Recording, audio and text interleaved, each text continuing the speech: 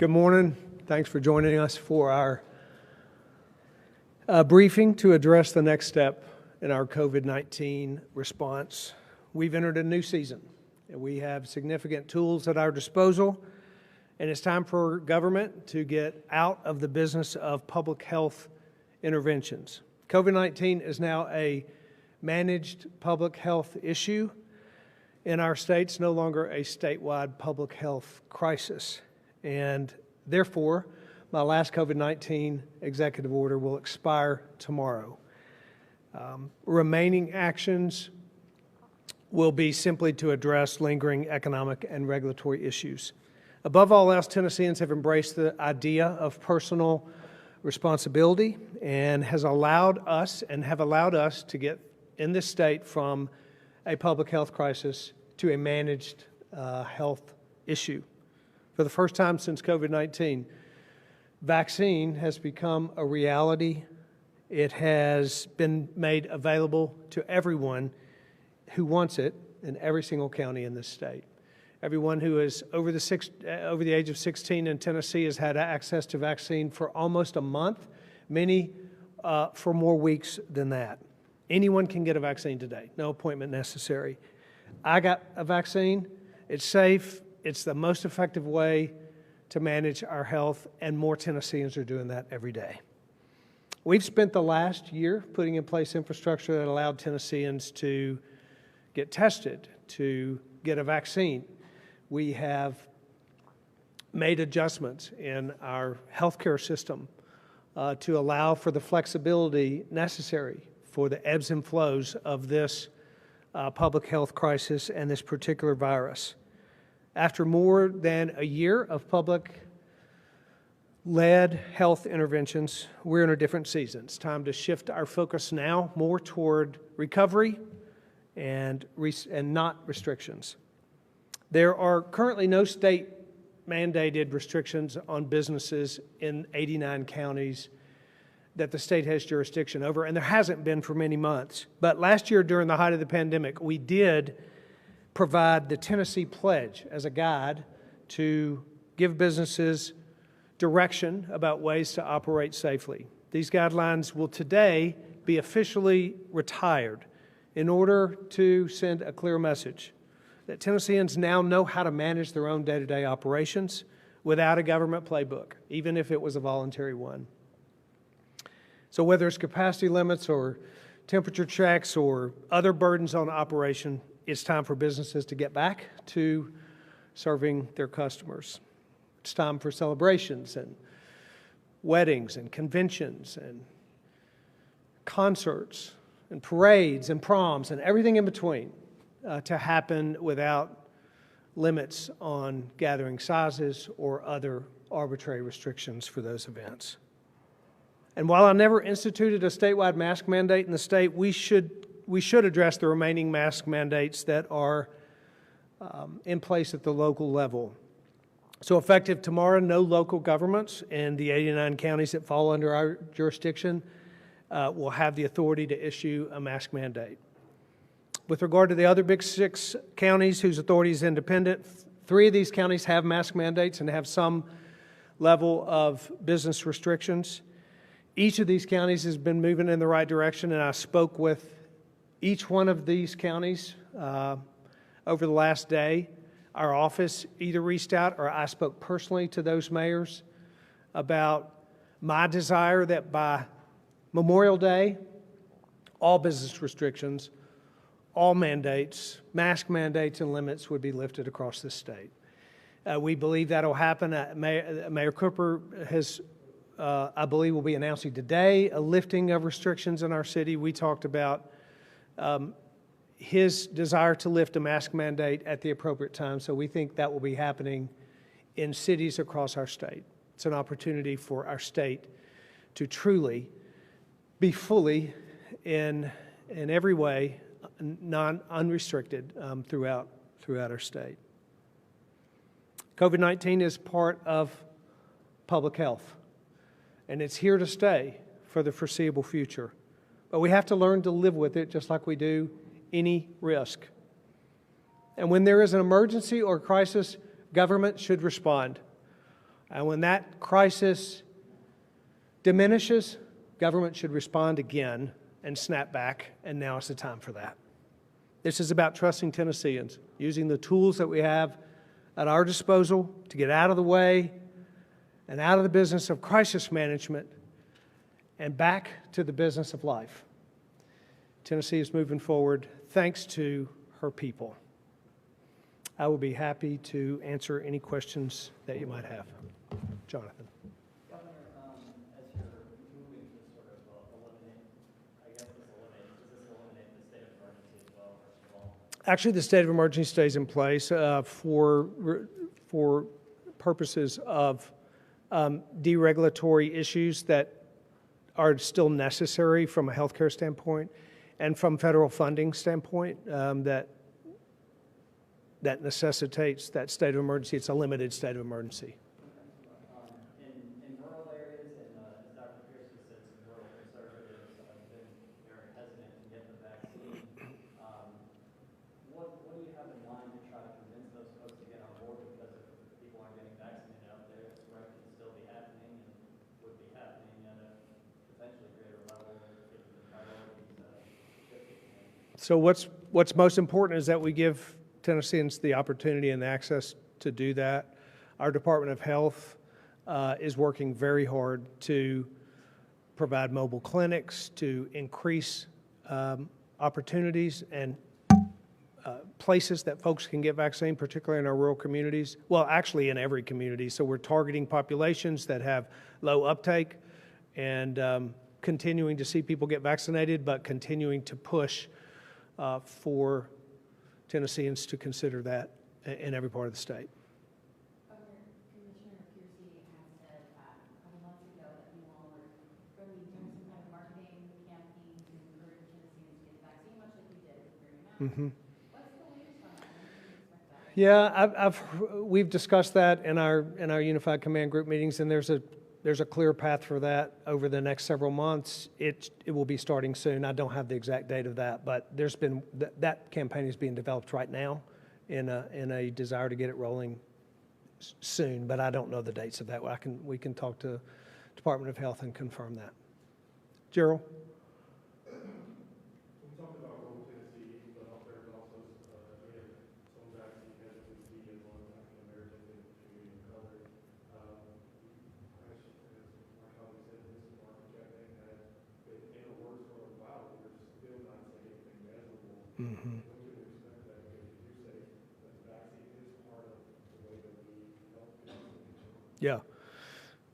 So again, I don't know the exact date of the rollout, but we are developing a marketing plan. And in fact, the federal government is as well, and I've been in contact with Jeff Zients and the White House Coronavirus Task Force to talk about the particulars of how we message effectively, and my admonition to them about messaging in different states in different ways. So this is all part of what we'll be doing in the future. But you also talked about hesitancy among African Americans, and our Office of Minority Health and Disparities Elimination continues to provide research, opportunity, communication to provide access in a greater way to minority communities and ethnic communities across the state.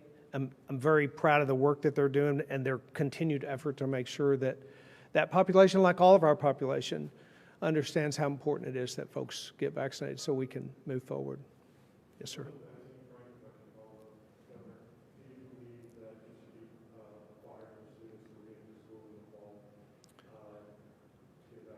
Yeah, I don't think we should be mandating vaccines that have only been approved as an emergency authorization. And I generally don't think mandating vaccines is a good idea in the first place. And I've said pretty clearly I don't want vaccine mandates, vaccine passports. This needs to be a personal choice for people, and we should keep it that way. You have a question? Yeah, thank you for asking. In Memphis, you said that you would support the bill to require teachers to warn parents if LGBT community was mentioned. Would you support something like that if it required Jews to be mentioned or Black people to be What I see is that parents should have the last word about what their children learn in our public schools.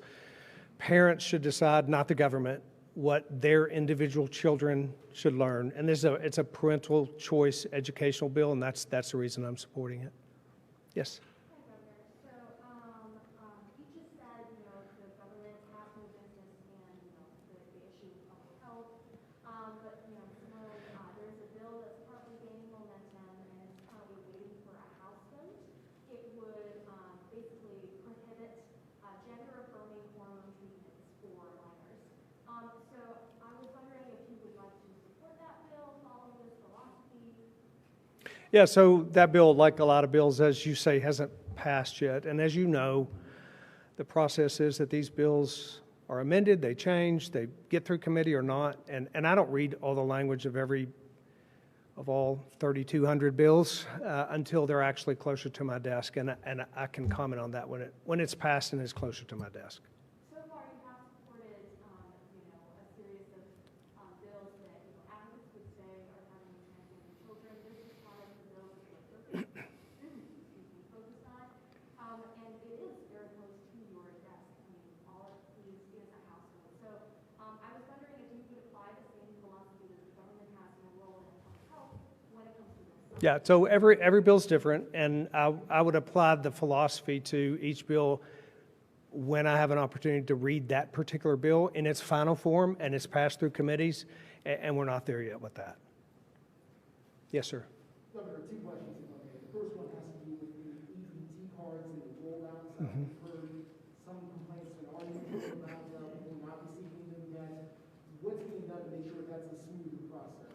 Yeah, so first of all, it's really important that that process work. And because these cards are the opportunity for low-income children to access food, it's very important that we get that process right. I actually met with Commissioner Carter 2 days ago.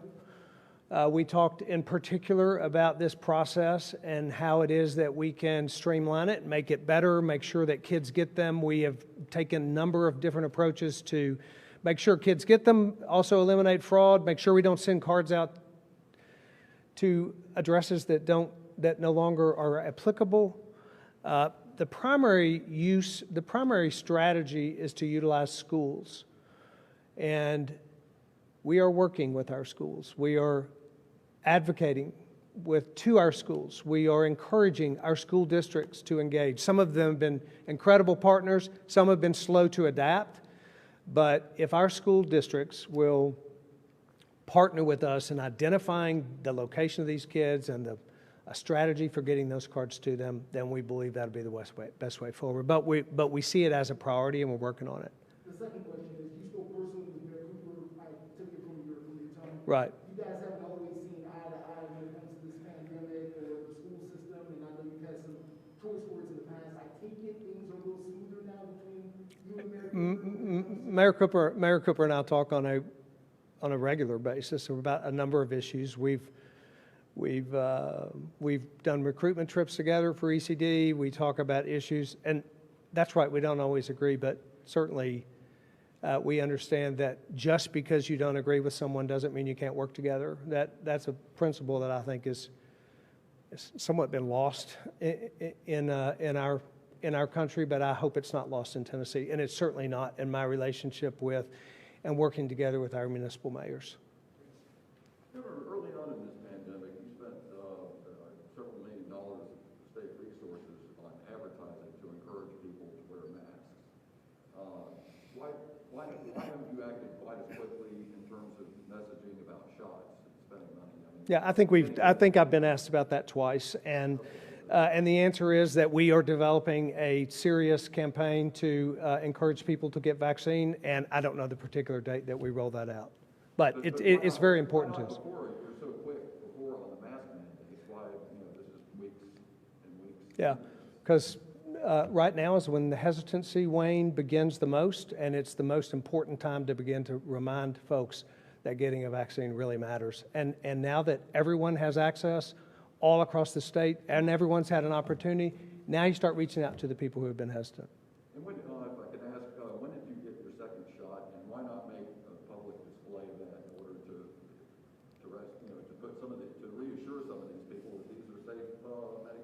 Yeah, I got my second shot last Saturday or Friday, 10 days ago, maybe. That's right. Why so quiet about it? You know, It's a public decision, personal, private health decision, and that's what I did, and that's how I made it. but you're the governor of the state. That's You right. set an example. And it's a personal, private decision, and that's how I did it. Yes, sir. Kyle.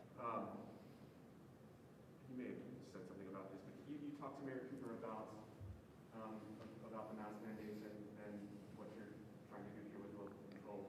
What did he say about that? Sorry, we're having some camera trouble. Oh, I just, he and I talked about what I wanted to happen across the state, what I was going to announce. I wanted to let him know what I'd be talking about. He indicated to me that he felt the same way about lifting restrictions, that he would be making announcements soon, which he did, or which he is going to apparently in the next several hours. He also indicated that he wanted to lift a mask mandate at the right time, and so I'm expecting he'll do that as well in his timing. I told him I was hopeful that all of these would be done by the end of May. And similar conversations with the mayors of the other major towns? That's right. That's exactly right. Similar conversations with mayors in other towns. I spoke personally to the Shelby County mayor. My office reached out to the other 4 county mayors. Okay, a question on a different topic now. The unemployment bills that are going through The what bills? I'm sorry. unemployment bills Uh-huh. that would reduce the amount of time, do you support those? You know, again, I want to look at the final language, but here's what I think about unemployment. We have, I think, 275,000 open jobs in this state, and we have 150,000, 160,000 people on unemployment. We need to do something to move people from unemployment to employment.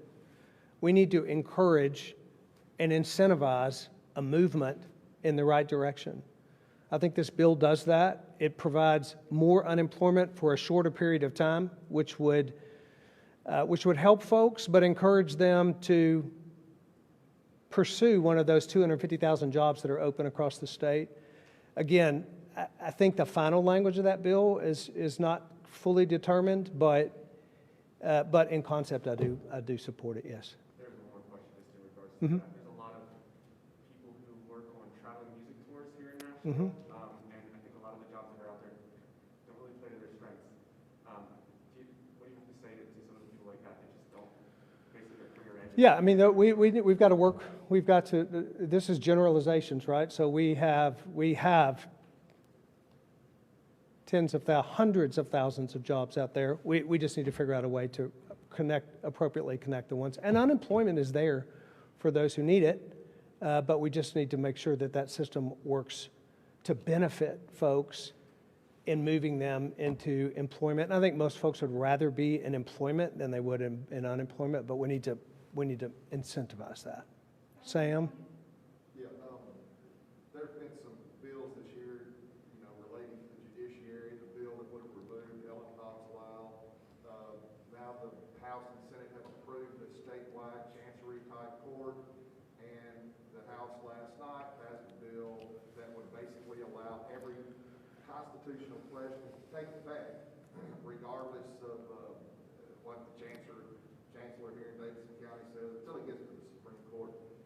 Do you sense a move here to kill an independent judiciary, and do you support that type of move? I think what is of concern across the country and including in Tennessee are activist judges who actually are trying to legislate from the bench. And I think that's the move that we're seeing here, is a desire to, in fact, have a independent judiciary that is not an activist judiciary. I think that would be my characterization of what's happening with these bills. So I'm not sure which ones are going to get through, but that's what's happening. So do you feel like the judges or the chancellors who made those decisions were legislating from the bench? Well, you'd have to ask me about specific decisions and specific judges. You asked me about specifically what I thought why these bills are being passed in response to what. That's what I think they're in response to. I don't, which decision? She makes decisions all the time. I answered your question about broadly where we were going, and I think that's what's happening. Stephen, do you have a question? This is the last question, by the way, if you have to round it out. Stephen? Yeah, you said you want to pivot the state's role from responding to the disease to responding to the economic fallout. What will or does that look like? Could you repeat the question? Yeah, you said you wanted to pivot the state's role from responding to the disease to responding to the economic situation. What does that look like? So we want to respond to the virus. We just need to do so as a managed health situation through the Department of Health. COVID-19 is here, and it will be with us, and so we will respond to it from a public health standpoint. We want to continue to do that. We just won't respond to it as if it were a public health crisis.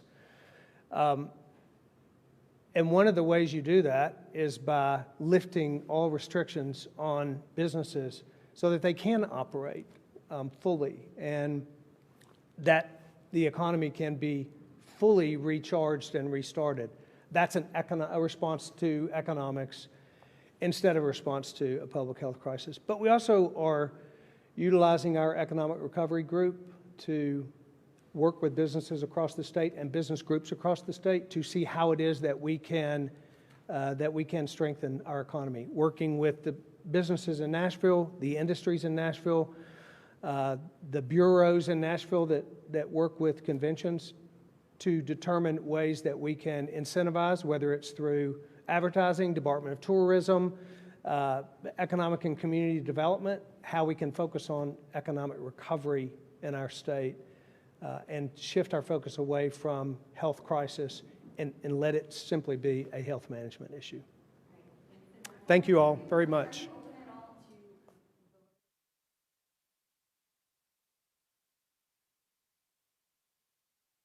Reviewed, and they too are in that same process of not sure what final. Generally speaking, I've been opposed to medical cannabis and still am.